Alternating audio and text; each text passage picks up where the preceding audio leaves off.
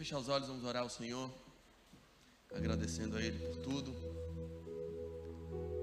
pela oportunidade de fazer parte de uma obra que é dele, de um projeto que é dele, e que Ele, não sei porquê, mas resolveu confiar em nós, resolveu entregar boa parte da execução desse projeto, que Ele mesmo, na sua eternidade, na sua soberania, maquinou, calculou e chamou a gente para fazer.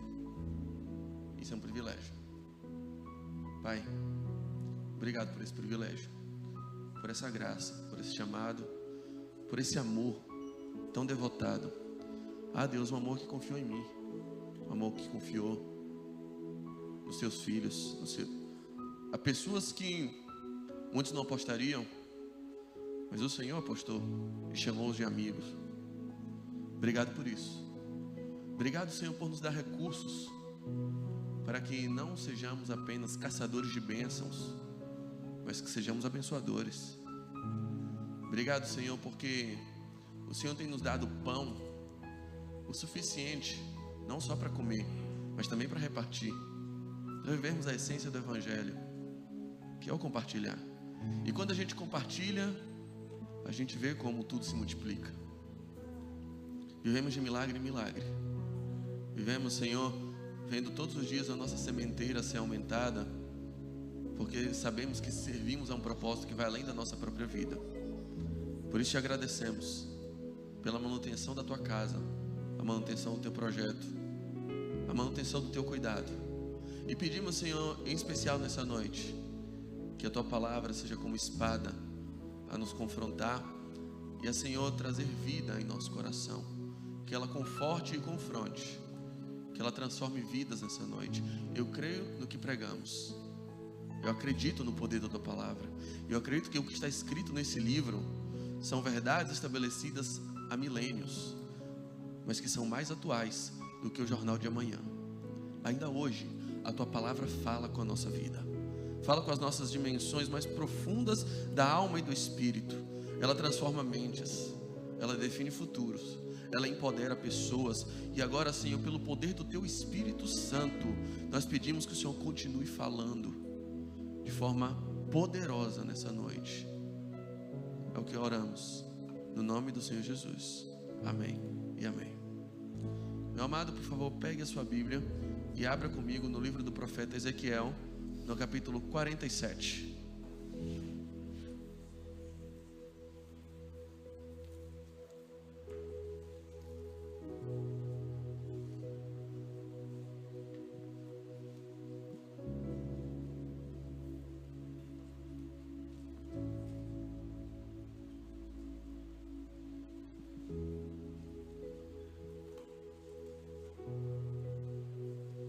Livro do profeta Ezequiel, capítulo 47. Por favor, acompanhe comigo a leitura a partir do verso 1.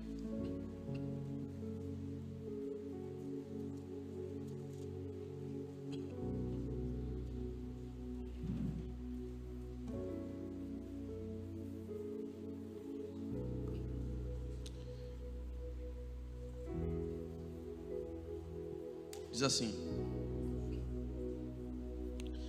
depois disso, aquele homem me fez voltar à entrada do templo, e eis que a água saía debaixo do limiar do templo e corria na direção do leste, porque a fachada do templo dava para o leste, mas a água vinha debaixo do lado direito do templo, do lado sul do altar. Ele me fez sair pelo portão norte para dar uma volta por fora, até o portão exterior que dá para o leste, e eis que a água borbulhava do lado direito. O homem saiu para o leste, tendo na mão um cordel de medir. Mediu 500 metros e me fez passar pela água, que me dava pelo tornozelo. Mediu mais 500 metros e me fez passar pela água, que dessa vez me dava pelos joelhos. Mediu mais 500 metros e me fez passar pela água, que agora me dava pela cintura. Mediu ainda outros 500 metros e era já um rio que eu não podia atravessar, porque as águas tinham crescido. Eram águas em que se podia nadar, um rio pelo qual não se podia passar andando. Então ele me perguntou: você viu isso, filho do homem? Então o homem me levou de volta à margem do rio. Quando eu cheguei lá, eis que à margem do rio havia grande abundância de árvores, dos dois lados. Então ele me disse: essas águas correm para o leste, descem pelo vale do Jordão e entram no mar, cujas águas ficarão saudáveis ou purificadas. Todos os seres vivos que povoam os lugares por onde esse rio passar terão vida, e haverá muitíssimo peixe, porque essas águas chegaram lá. As águas do Mar Morto se tornarão saudáveis, e tudo viverá por onde quer que esse rio passar. Junto a ele se acharão pescadores desde En-Gedi até En-Eglaim, e haverá lugar para estender e secar as redes. Os peixes serão de muitas espécies, como os peixes do mar grande. Mas os seus charcos, os seus pântanos não se tornarão saudáveis, serão deixados para o sal. Nas duas margens do rio nascerá todo tipo de árvore frutífera. As folhas dessas árvores não murcharão, e elas nunca deixarão de dar o seu fruto. Produzirão frutos novos todos os meses, porque são regadas pelas águas que saem do santuário. Os seus frutos servirão de alimentos, e as suas folhas servirão de remédio. Meus amados, o livro de Ezequiel é talvez um dos livros mais obscuros, mais difíceis de ser interpretados da Bíblia. É um livro cuja redação é uma redação de uma sinceridade, de uma simplicidade estarrecedora. Ezequiel parece não ter julgamento nas palavras dele. Ele fala o tempo todo o que ele viu. Ele fala de forma muito transparente tudo que ele enxerga, tudo que ele vê. Parece não haver sequer expressão de opiniões de Ezequiel. Ele está vendo uma coisa e ele começa. Se você reparar no capítulo 1, ele fala de uma visão que é muito difícil de ser entendida, porque parece uma visão de um disco voador.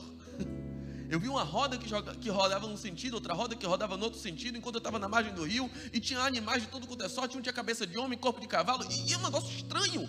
E você vai estranhando aquelas visões de Ezequiel, e ele vai falando, e são diversas as passagens assim.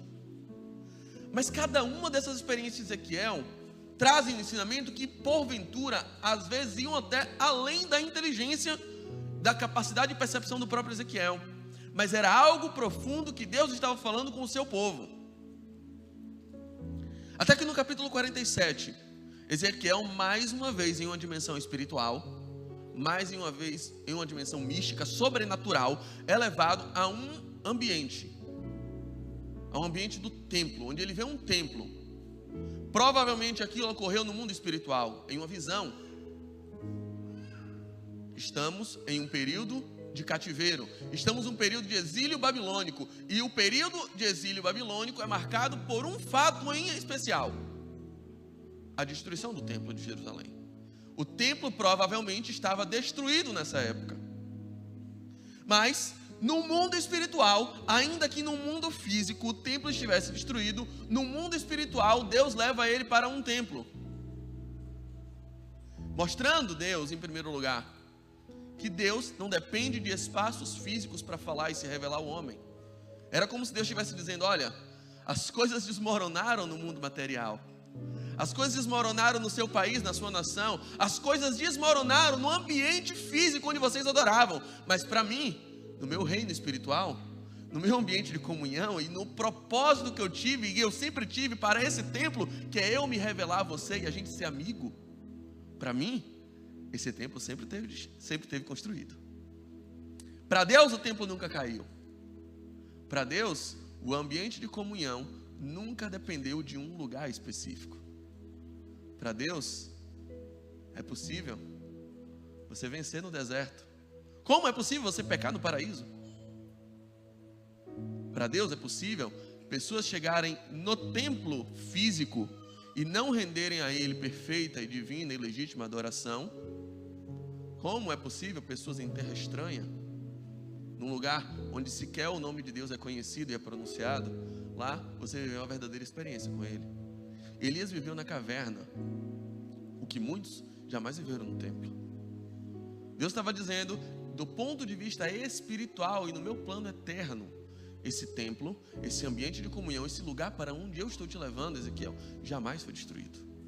É um lugar em que a Babilônia não tem poder para derrubar, em que o inimigo e que o exército inimigo não tem poder para atingir. É o seu ambiente de comunhão. Deus em primeiro lugar está mostrando isso, mas Ele mostra uma visão extremamente complexa. ele mostra um rio que sai, cuja nascente começa no altar de adoração, e vai procedendo dessa nascente, desse filete que vai nascendo ali, águas que são muito profundas e muito extensas. E ele vê um homem que chama ele, um homem espiritual, e que muitos vão chamar aqui, em algumas traduções, vão chamar de anjo. Um ser celestial, alguém que a gente sequer pode nominar, que a gente não pode encaixotar e dizer que era um daqueles seres que tem asas, eu sei lá como era, mas ele chama de homem. Esse homem enigmático chama ele para uma experiência diferenciada. Ei, vem cá, vamos ter contato com essas águas. Vamos ter contato com essas águas. O texto vai falando que essas águas borbulhavam, o que denota a ideia de que eram águas vivas, águas com vontade, águas com destino, águas com consciência. Olha que experiência louca. Águas que borbulham. E aí ele é chamado por esse homem, e ele diz assim: eu medi, e daí onde você está até aqui, tem 500 metros, venha. E ele dá o primeiro passo. Os primeiros 500 metros são vencidos, e a Bíblia fala, e ele tinha águas nos seus tornozelos. E ele tem aquela sensação, a sensação de colocar o pé na água. Há outro texto na Bíblia que vai dizer que como água para pés cansados são boas notícias de uma terra distante. Quando você recebe uma boa notícia, é a mesma sensação de alívio que você tem quando você coloca os seus pés na água. Aquela tranquilidade. Ele primeiro é chamado para esse ambiente. E quando ele está aproveitando aquela água nos pés, que delícia, está tudo gostosinho aqui, está ótimo, indo para lá, indo para cá, o homem, ei, medir de novo. E daí onde você está, até aqui, tem mais 500 metros, venha. Ele avança. E aí, ele está diante de uma água que tem correnteza, o que indica a existência de um rio, de um córrego. E as águas agora batem no joelho. E as águas no joelho já te levam um pouquinho, já tem um pouquinho de indução sobre o seu comportamento e sobre o seu controle. E ele está ali aproveitando a água no joelho. Aí já dá aquele friozinho, você já faz aquele aquecimento. E quando ele está se acostumando com aquela situação, o homem está, medir de novo. Estou com a trena ligada aqui hoje. Suponho que seja uma trena elétrica. É um anjo. O cara não vai vir com a trena de qualquer jeito.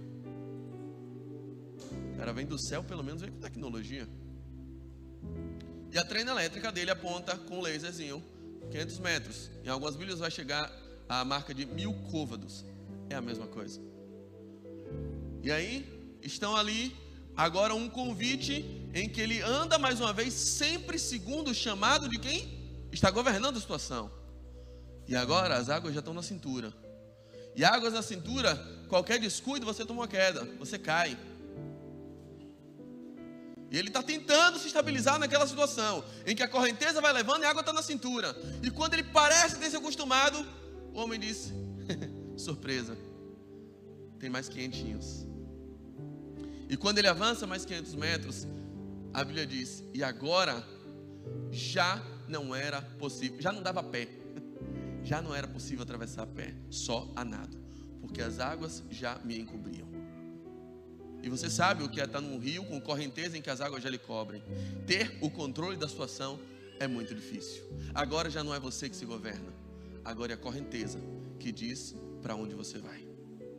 Era essa a situação. E aí o homem olha para ele e diz assim: você viu? Você viu o que aconteceu? Agora eu vou te mostrar uma visão do lado de fora. E leva ele para fora do rio, ou para fora das águas. Olha o que acontece por onde esse rio passa. E aí ele vai mostrando a extensão daquele rio, e o rio desemboca no mar, no grande mar, e que a Bíblia vai identificar esse mar como o Mar Morto. Uma das grandes características, ou a maior característica do Mar Morto, é que ele não é só morto, ele é matador.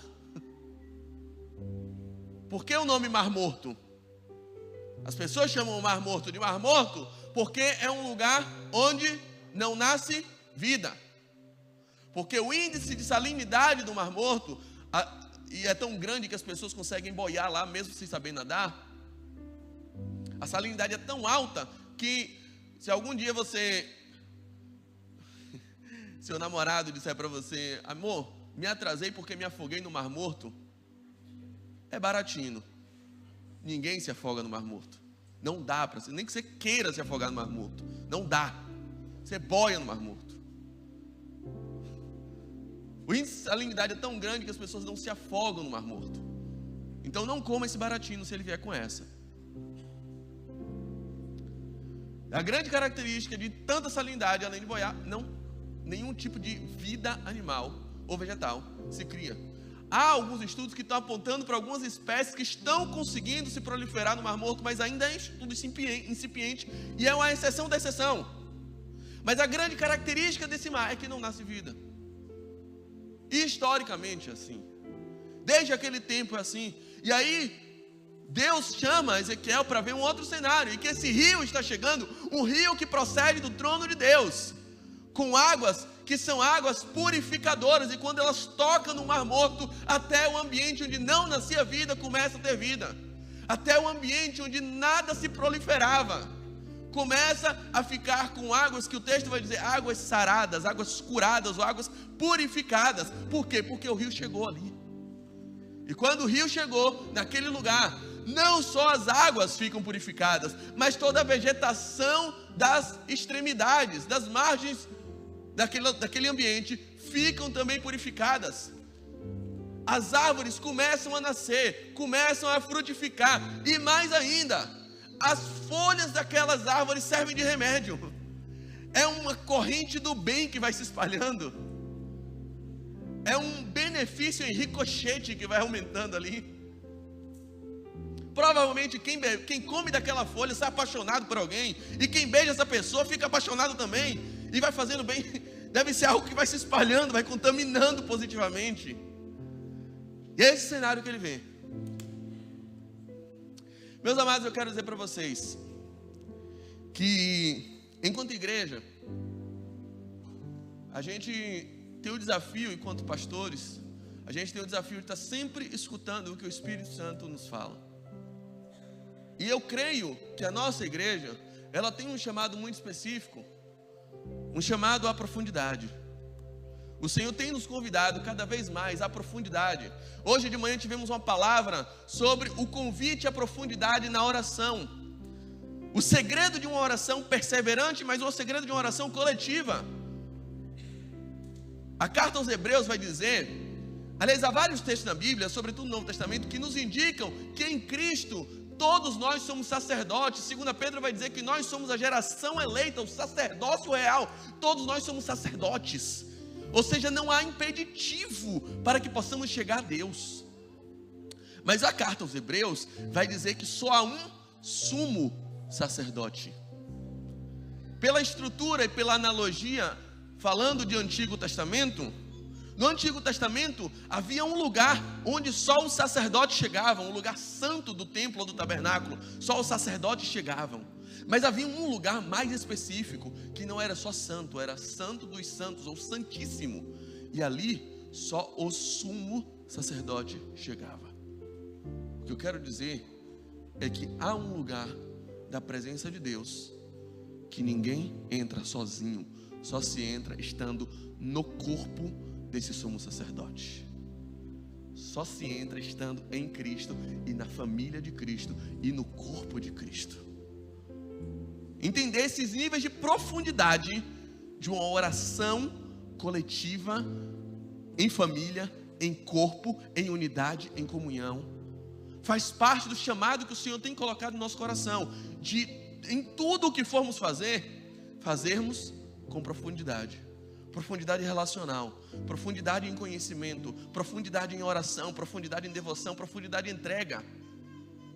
O Senhor tem nos chamado a entender os perigos de uma vida superficial, de um entendimento raso das Escrituras, de um entendimento raso dos Evangelhos, de uma relação rasa, de uma igreja rasa, os perigos de viver uma igreja superficial. O Senhor tem nos alertado sobre isso.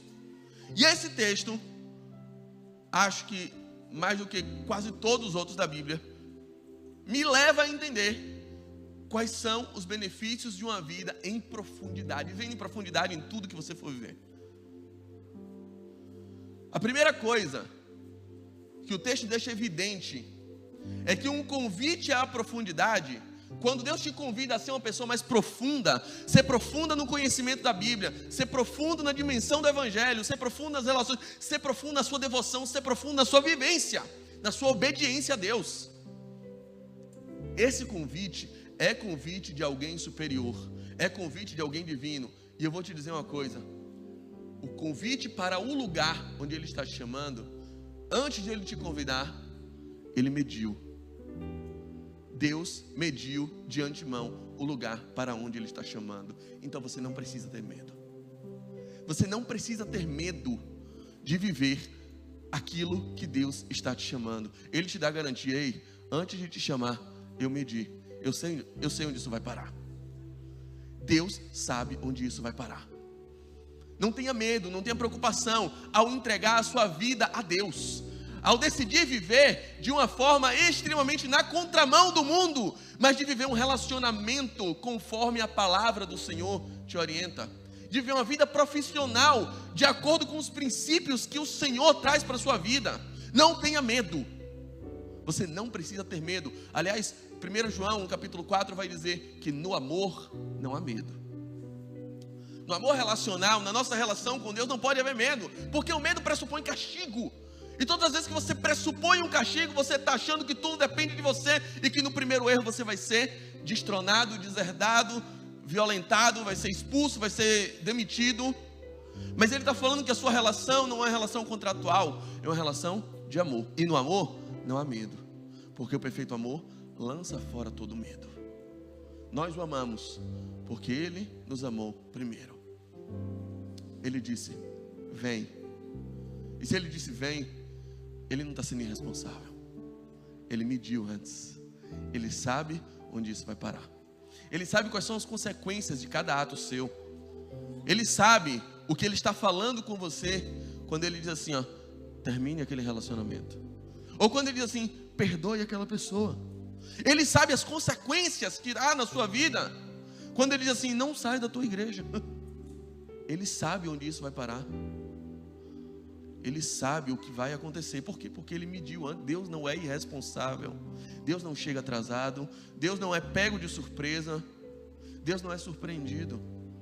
Quando as coisas saem do seu controle, elas ainda permanecem rigorosamente no controle daquele que chama todas as estrelas pelo nome, e quando as ordena, nenhuma delas vai faltar. Deus não perdeu o controle. Ele mediu a minha e a sua história. Os passos de profundidade que Ele te chama são de antemão medidos. A segunda coisa que eu queria te dizer é o seguinte: o que é mensurável é a extensão, não a profundidade. Perceba, Ele está na margem. 500 metros, a água está no tornozelo. Mais 500 metros, proporcionalmente, deveria ser o quê? Na canela. Quem bate baba sabe o que é canela. A igreja é cheia de médico agora. Na tíbia.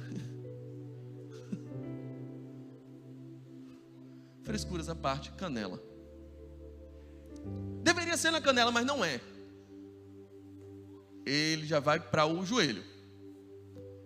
Passou 500 metros, botando o joelho, sei lá, deveria ser na coxa. Proporcionalmente, mas não. Já é outra dimensão, já vai para a cintura. Passou mais 500 metros, é só mais 500. Deveria estar na barriga ou no peito. Não, agora já está submergindo. O que é mensurável é a extensão, não a profundidade. Os passos de fé são mensuráveis. A profundidade que você alcança a cada passo são imensuráveis. Um simples passo de fé que você der, uma simples atitude, pode te levar a uma dimensão espiritual a experimentação de um poder divino a um nível de intimidade que você jamais sondou, jamais sonhou em experimentar ainda na tua vida, até hoje. Não é proporcional. Não é eu tenho que fazer até aqui porque Deus faz até ali. Não é proporcional. Os passos de fé são mensuráveis. As suas atitudes são mensuráveis. As suas condutas são mensuráveis. A gente pode fazer uma dimensão do que é possível você fazer do seu nível de entrega. Mas o nível de entrega dele é imensurável. Você nunca sonhou. Nem olho humano viu, nem ouvido humano percebeu. E não chegou ao coração do homem aquilo que Deus reserva para aqueles que o amam. Os passos são mensuráveis, a profundidade é imensurável, não é proporcional, é muito maior do que você imagina. Só mais 500 metros, ele achou que poderia chegar na barriga, chegar no peito, não. A profundidade já estava muito maior do que o que ele imaginava, já alcançou níveis muito maiores. Pode ser que a dimensão espiritual, o nível de intimidade com Deus que você sempre sonhou em ter, pode ser que ele esteja a um passo de você. Imagine que seja só largar aquele vício. Imagine que esteja só faltando você deletar aquele contatinho. Você provar para Deus que você não é escravo de uma relação, de uma situação financeira.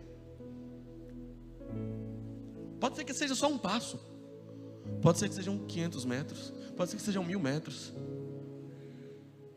mas pode ser que você esteja muito próximo de viver um nível de profundidade que você nunca sonhou na sua vida, de ouvir a voz de Deus de maneira tão palpável que é mais real do que o ar que você respira. Pode ser. E você está se recusando, porque no fundo você não confia em entregar o controle da tua vida para Ele. Eu vou chegar lá. A terceira coisa que eu queria falar para você, eu quero ser breve nisso, é que esses passos são gradativos. É que os níveis em que a gente vai chegando são em etapas. Ele passa um tempo com água no tornozelo, e o homem decide o momento em que já não é mais hora de ficar com água no tornozelo. Agora é água no joelho, é água na cintura, depois é água submergindo. Existem situações na sua vida que você vive e que claramente Deus está dizendo que são situações transitórias, não necessariamente é ruim. Tem coisa que a gente vive na infância que não é ruim, mas é bom para um tempo. Fralda. Foi ruim usar fralda? Não foi ruim. Por que você não usa hoje? Porque foi bom para um tempo. Nem tudo que você viveu e não vive mais era ruim ou estava errado. Algumas coisas não estavam erradas. Era só bom por um tempo. Mamadeira. Foi bom por um tempo. Mas hoje você deixou. Você não precisa ter raiva de você porque um dia você usou fralda. Você não precisa olhar para trás e se martirizar e viver com culpa na sua vida extrema. Ai, por que eu usei fralda tanto tempo? Meu Deus, que burro que eu era. Não. Era para aquele tempo, lindão. Viu, Binho? Era para aquele tempo. Você não precisa viver alimentando traumas, porque em um período da tua vida tu fez coisas que hoje você não faria mais. Era uma etapa necessária da tua vida. Era um período em que Deus estava te conduzindo, te maturando, para que depois você pudesse viver níveis mais profundos de conhecimento, de intimidade, de amadurecimento, de responsabilidades. Não precisa viver se martirizando por isso. Se você hoje está nadando de braçada, não precisa ter vergonha do tempo que você andava com água no joelho. Foi um tempo necessário. Deus estava ali e Ele estava conduzindo sua história.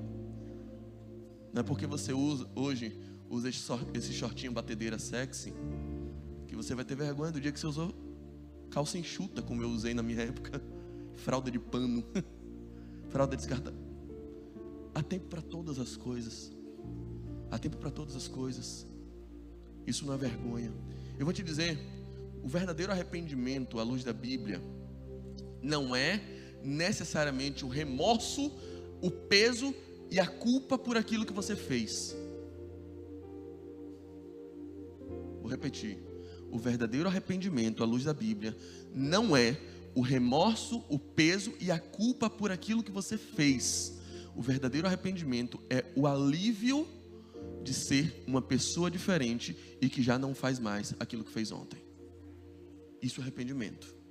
É a alegria de dizer: que bom que o Saulo de hoje não faz mais aquilo que o Saulo de ontem fazia. Normalmente o remorso, ele está ligado ao medo de suportar consequências de um ato. O medo e a angústia de suportar consequências de um ato. Que porcaria, por que eu fiz isso? Agora ela não vai me perdoar. Ai, que droga, eu errei aqui. E, meu Deus, por que eu fiz isso? E é sempre no ato. Por que eu fiz aquela bobagem? Agora vai ter que acontecer. Sabe? A gente está sempre olhando para as consequências. Isso é remorso puro. Porque se tirasse aquelas coisas, se ninguém soubesse, você faria de novo. O arrependimento não está em função do fato. O arrependimento está em função da nova pessoa que você se tornou. Arrependimento é isso. É o que te tira da sua posição e faz você ser alguém que não faz mais o que o de ontem fazia. Então você não precisa pegar esse passado e transformar ele mais num sombreiro. Você não precisa viver atormentado com esses demônios que habitam o seu coração, por conta de uma situação que você viveu num passado distante, quando você fazia coisas de criança, e quando você vivia em níveis que hoje você já não vive. Não é vergonha, você viveu isso. Deus estava te preparando, ali naquele lugar onde você estava, naquele ambiente, fazendo as coisas que você fazia, até ali, Deus estava te guardando, porque antes de você aceitá-lo, Ele já tinha te aceitado, já estava guiando sua história. Era um tempo, e era para um tempo. Era ruim, sei lá, era para aquele tempo. O importante é você não voltar para lá, você ter consciência de quem você é hoje. Hoje eu sei quem sou, e glória a Deus, hoje eu sei, hoje eu vivo em alívio, sabendo que eu de hoje não faz o que eu de ontem fazia. Deus tem 500 metros a mais para você. Deus está te chamando para um nível mais profundo de conhecimento da palavra. Algumas pessoas dizem assim: eita, Saulo, você hoje está pregando umas coisas que você não pregava antes. Eu já vi você pregando diferente. Eu peguei exatamente. Se prepare, semana que vem vou mudar de novo. O que é que eu posso fazer se todo dia de manhã eu acordo, todos os dias quando eu acordo não vejo mais o tempo que ficou, mas temos muito tempo. Tem um homem na beira da minha cama, mas ele levanta. Já medi mais 500 metros para você. Todo dia de manhã, esse homem me acorda e me diz: tem mais 500 metros hoje. Hoje é dia de ser alguém diferente, de não ser mais o Saulo de ontem. Todos os dias. Todos os dias. E o meu desejo é que amanhã, quem acorde você, não seja o despertador do seu celular, seja esse homem com a trena na mão. Assim, e aí, bora? Bora. A quarta coisa que eu queria falar para você, são 5, tá? A quarta coisa que eu quero falar para você é que por onde esse rio passa, ele traz cura. Por onde esse rio passa, traz cura. Onde ele passa, ele traz transformação. Onde ele passa, a morte é convertida em vida. Por onde o rio passa. E aí que está. É possível que você tenha vivido em um nível de religiosidade. E aí está o nosso combate a uma religiosidade superficial. Há igrejas cujo foco da pregação, não há igrejas, mas há pregações onde o foco não é a profundidade das escrituras. A pregação baseada em fábulas. A pregação que se resume em autoajuda, em empoderamento humano. A pregações vazias, superficiais e que ensinam o evangelho simplesmente com uma visão ampassã de Bíblia, sem se aprofundar, sem entender a luz da verdade, sem entender direito. verdadeiramente o que a Bíblia disse e o que a Bíblia quer dizer. E como a Bíblia se transforma em arte, em obra, em conduta, em manifestação de caráter nos dias de hoje. A Bíblia não é um livro a ser pregado, a Bíblia é um livro a ser vivido. Nós precisamos fazer com que o verbo vire carne, porque essa é a obra ministerial que Deus tinha para o seu Filho.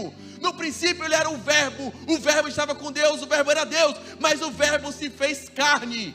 É preciso que os ensinamentos, que os imperativos, que os verbos, que as palavras se tornem vida, se tornem essência, se tornem coração, se tornem conduta todos os dias. Nós precisamos viver um evangelho que vai além das fábulas. Precisamos viver um evangelho que vai além do discurso. Precisamos viver um evangelho que vai além de uma boa pregação. Meu Deus do céu, chega do nível raso do evangelho. Chega disso. Chega de uma pregação bem bonitinha que faça você chorar, só porque tem um piano no fundo. Nada contra o piano, nem contra o pianista. Mas às vezes a gente molda tudo para te emocionar, e você sai daqui, o culto foi maravilhoso. O que você aprendeu? Rigorosamente nada. Rigorosamente nada. Mas te emocionou, é o que importa. Te arrepiou, está valendo. O grande problema disso, e a gente precisa denunciar, é que o evangelho superficial traz cura superficial. Eu te deixo sentindo a boa sensação de água nos pés. Aquele alívio de água nos pés. Ai, Deus está falando. Ai, você chuta a água, ai que delícia. Ai, Deus falou comigo. E sai do culto anestesiado, com o seu coração cada vez mais. Ai, que bom, hoje valeu. Domingo que vem eu volto para trazer todas as minhas cargas de demônios que eu acumulei durante toda a semana, para me aliviar de novo. E passar uma semana sendo dirigido por todos os maus sentimentos que eu nutro dentro de mim. Mas domingo eu coloco água no meu pé e está tudo certo. Eu quero dizer, só existe cura onde o rio passa. E se você quer uma visão superficial, um contato superficial com esse rio, o que você vai ter é cura superficial. Você vai ter ainda o seu coração doente, sem confiar em ninguém, com medo, sem ter perspectiva de relações sadias, porque você se recusa a mergulhar. E porque alguém disse para você, te enganando, que a aguinha no pé tá bom. O sangue de Cristo tem poder. O sangue de Cristo tem poder para libertar a igreja do Senhor desse pensamento. Só há cura completa para quem mergulha por completo. Esse rio está à disposição. E a gente não vai mentir para você. As nossas pregações vão te confrontar, sim. E podem falar de coisas que você não goste. Podem falar do seu modo de vestir, eventualmente. Podem falar do seu modo de se comportar, eventualmente. Podem, em algum momento, o Espírito Santo tocar em seu coração e dizer, ó, isso aí que o pastor falou mal, é para você. A palavra do Senhor não é band-aid para você passar em sua feridinha e dizer, ai, está tudo bem. A palavra do Senhor não é Bepantol, para você não ficar assadinho. A palavra do Senhor é espada, e ela vai te rasgar, ela vai te confrontar. A boa notícia é que, como Jó diz, e Oséias confirma, aquele que fez a ferida também a curará. Como um médico, aquele que rasga também é aquele que costura. Mas se ele olhar para você e ver que tem um câncer aí dentro, ele vai rasgar, porque ele te ama. Com a espada dele, ele vai abrir você inteiro. Ele não vai te matar, ele só vai arrancar esse câncer que cresce dentro do seu coração. Esse câncer da ganância, do egoísmo, do amor ao dinheiro, da promiscuidade. Ele quer arrancar isso de você. Ele quer arrancar isso de você. Só há cura completa para quem mergulha por completo. É onde as águas passam. Onde as águas passam, nasce vida. O que é gerado dessa vida também gera vida. Olha, isso é maravilhoso. As árvores que nascem, os frutos delas são doces, são excelentes. Quem come desse fruto fica saudável. As folhas dessa árvore servem de remédio. Ele não, olha, entenda isso. O Espírito Santo não vem apenas, ele vem também, mas ele não vem apenas te fazer um favor. Ele vem te tornar uma pessoa favorável. Ele não vem apenas te medicar, ele vem transformar você em remédio. Ele não vem apenas curar as suas feridas interiores, ele vem fazer você uma pessoa terapêutica para as demais. Você que antes era doente, agora não só você vai ser sarado, mas como você vai espalhar cura por onde você passar. Essa é a cadeia que o Espírito Santo propõe. Esse é o regime que temos quando experimentamos níveis de profundidade no conhecimento de Deus, na vivência do Evangelho, em níveis de entrega na oração, no jejum, nas práticas devocionais às quais Deus nos chama. É isso que temos a experimentar. E a última coisa que eu quero dizer é que a grande consequência de quem experimenta níveis mais profundos é que ele perde o controle. Ele perde o controle.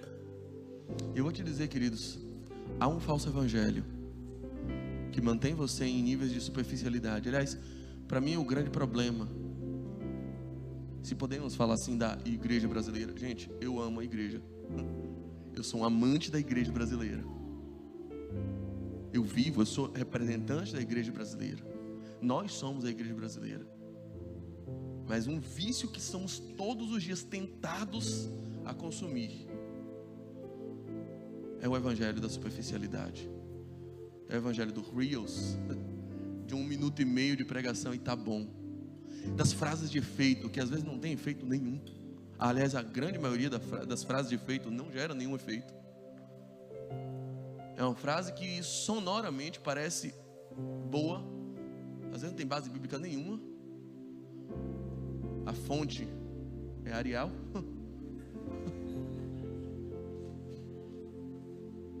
Tem nada. Mas a gente está baseando nossa crença nisso. Em pastores que fazem as pregações, distribuem versículos B, esse é o seu, aquele ali é o seu, tá?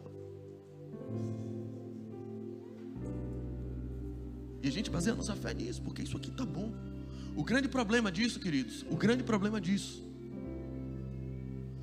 é que ele te dá a segurança de que você está tendo contato com Deus, mas no nível onde tudo ainda depende de você. Tudo ainda depende de você, porque você ainda tem o controle, porque você ainda pode se mover para cá, ainda pode se mover para lá. E aí ele te diz não como ser guiado pelo Espírito Santo, mas ele diz o que fazer, porque você ainda se controla. E aí ele te diz 5 passos para você ser mais abençoado. Normalmente um desses passos tem a ver com doar uma quantia em dinheiro para ele. Normalmente.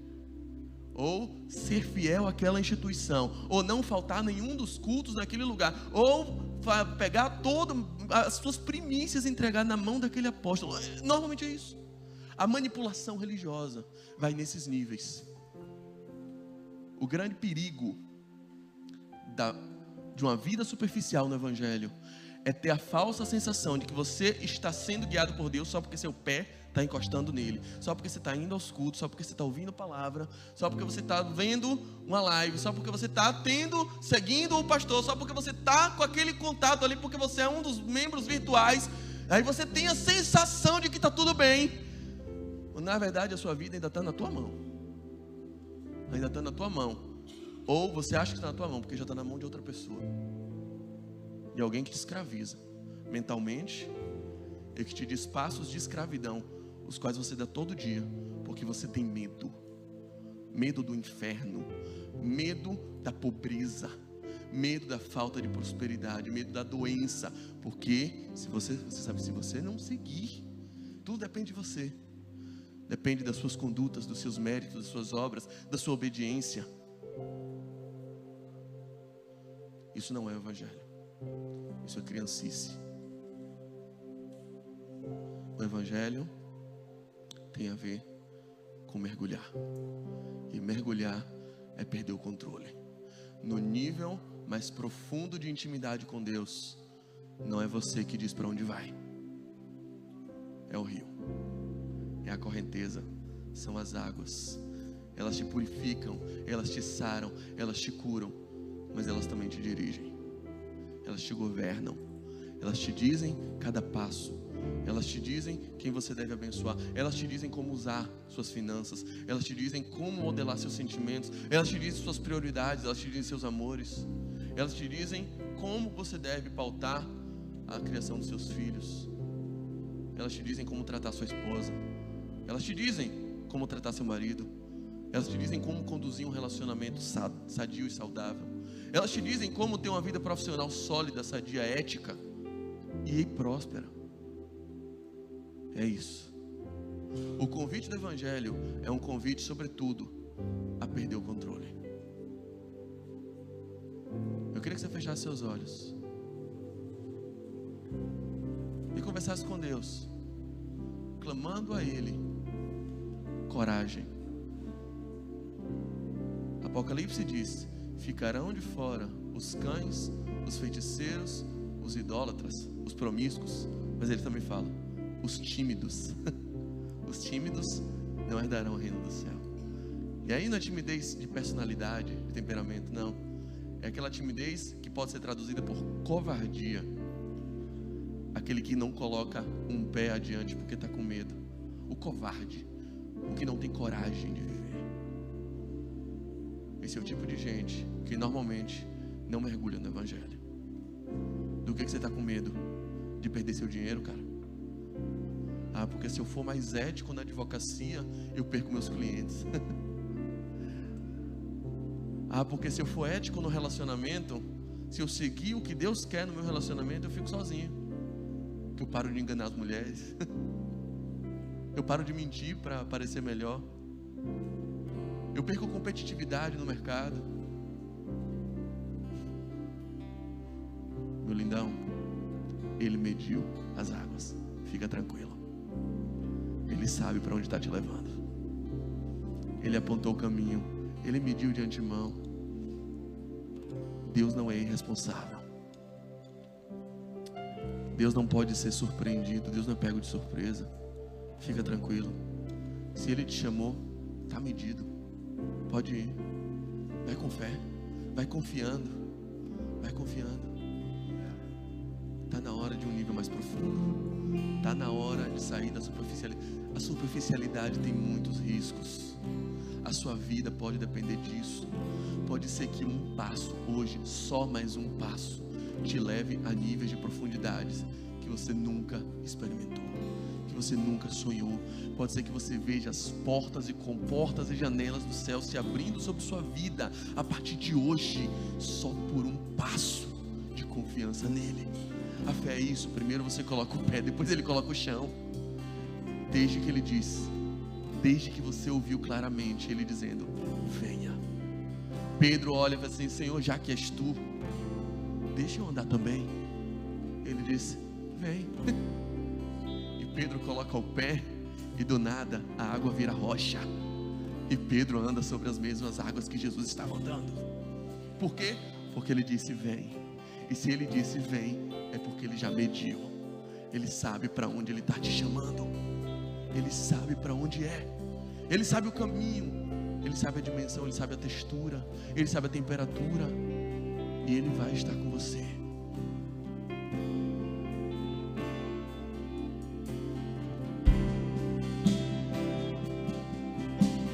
Clame ao Senhor por coragem. Pode ser só um passo que esteja faltando. Não sei se tem 500 metros, se são 1000 metros, eu não sei para onde Ele está te chamando, mas pode ser só um passo que te leve a um nível de profundidade que você nunca experimentou na tua vida. Pode ser só uma renúncia.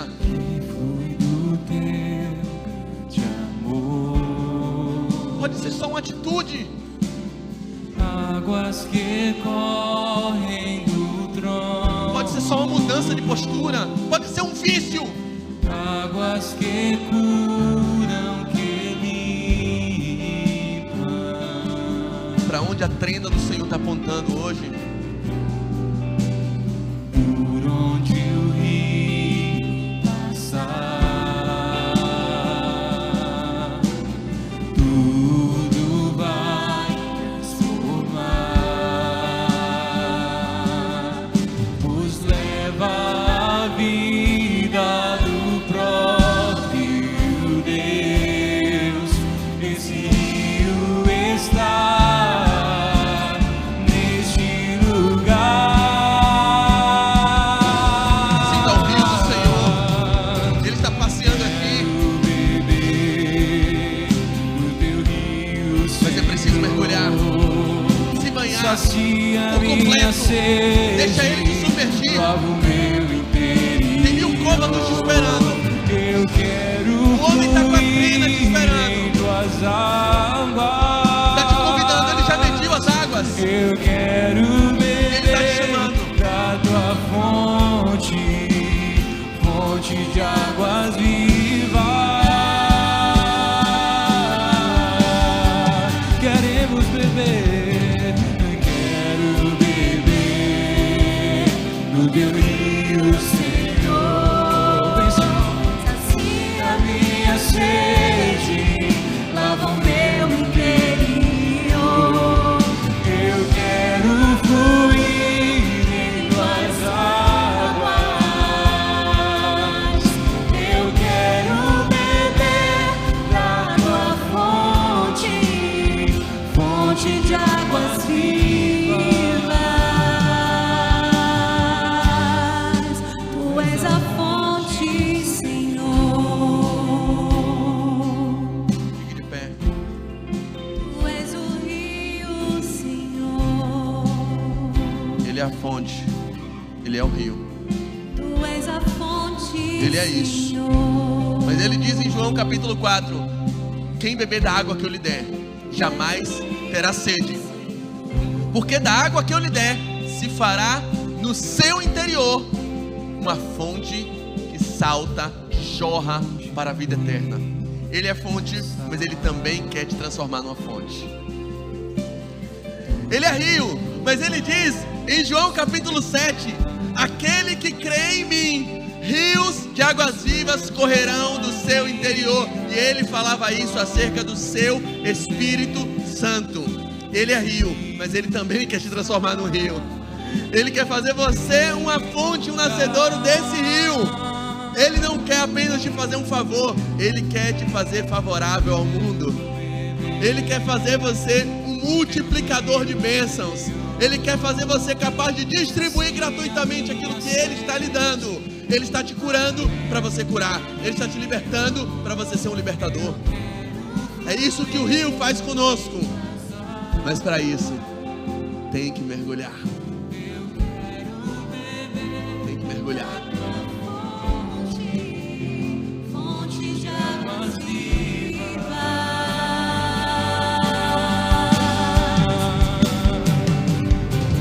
Quero beber no teu rio, Senhor. Sacia minha sede, lava o meu interior. Eu quero fluir em tuas águas.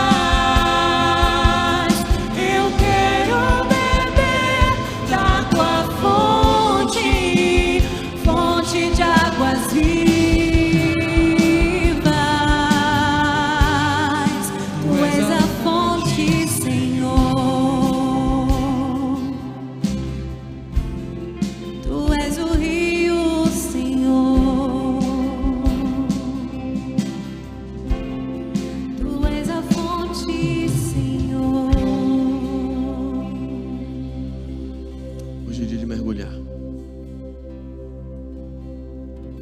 Águas nos seus pés não vão te trazer cura plena.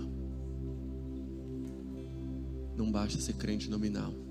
Não basta ser evangélico não praticante. Não basta acender uma vela para cada santo, cada dia da semana, esperando que uma dê certo. Esse tipo de crença só vai te transformar você numa pessoa fragmentada. vai impedir que você seja íntegro. Não basta. Deus quer ser seu exclusivo. Deus quer exclusividade. Deus quer ser assim. Ele quer ser único para você. Ele não quer te dividir com mais ninguém. É preciso mergulhar no rio dele. A aguinha no pé não vai te trazer cura plena. Você vai ter sensações de prazer. Você vai ter um domingo de bênção. Você vai ouvir uma palavra que vai te confortar, que vai te trazer uma paz que excede todo o entendimento. Mas é preciso você escolher se você quer a paz de Deus ou se você quer o Deus da paz. Para que se contentar com a bênção se você pode ter a fonte de todas as bênçãos? A aguinha no pé não vai curar seu coração, não vai extirpar o pecado que habita dentro de você, não vai te fazer ser uma nova criatura, não vai te dar a plenitude, o conhecimento, a intimidade que Ele tem preparado para a sua vida. Não vai. A aguinha no pé vai te dar momentos. Deus quer ser mais do que um momento. Deus quer ser mais do que um domingo. Deus quer ser mais do que um culto. Deus quer ser mais do que uma live. Ele quer mais. É por isso que hoje Ele está aqui com a trena de medir, dizendo: ei, eu já medi, vamos andar mais 500 metros, vamos andar mais um pouquinho, vem para mais perto de mim, venha entregar um pouquinho mais do controle da tua vida, vem entregar mais, vem se entregar mais, vem se render mais, vem perder o controle, vem parar de decidir, vem receber a mente de Cristo. É o convite dele. Vamos orar. E que a sua oração seja: Senhor, me dê coragem para ir para o fundo. Isso é coisa de adulto. É a criança que tem medo. A criança, você vai para a praia com criança, você procura aquelas praias que tem pocinha para deixar ele no rasinho, porque a criança tem medo. E talvez você esteja com medo de perder o controle da tua vida, com medo desse negócio de ser crente. Aí Ele está chamando você para crescer. Ei, já deu tempo de crescer, né, fera? Bora pro fundo. Chega da pocinha. Chega da praia do Lorde. Chega dessas praias de pocinha. Bora nadar, fera. É correr perigo? Racionalmente? É. Espiritualmente? Não, porque você não vai sozinho. O salva-vidas está com você. E Ele já mediu a piscina. Fica tranquilo. Pode confiar. Pai, empodera agora a tua igreja com espírito de coragem, de intrepidez, de ousadia, para que possamos vencer o nível raso, sair da superficialidade relacional.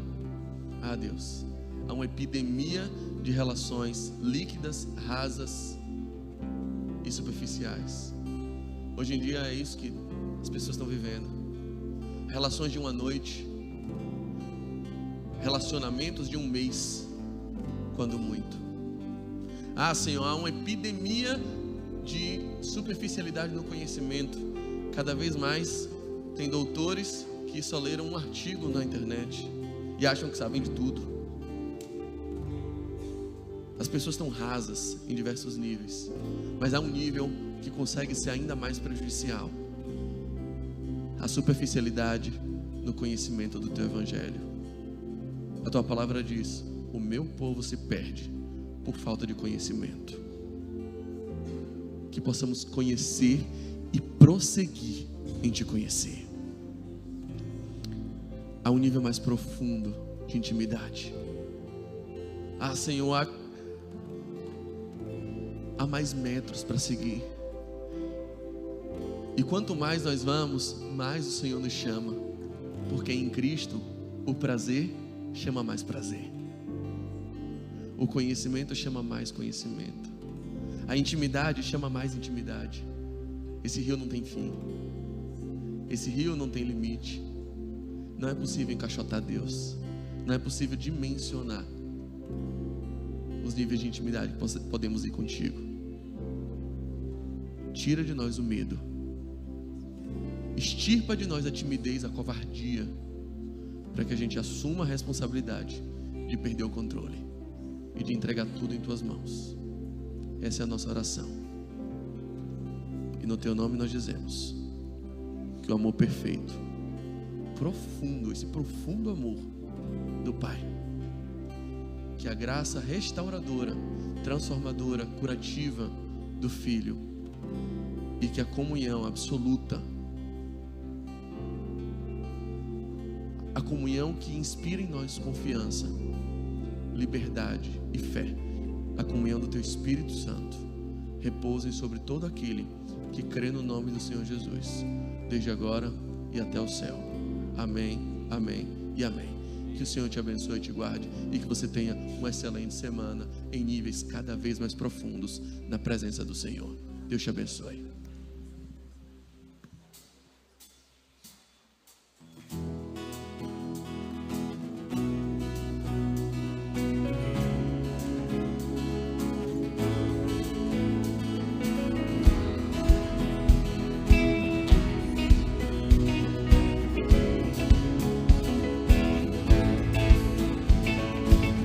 Eu te agradeço, Deus, por se lembrar de mim, e pelo teu favor é o que me faz crescer.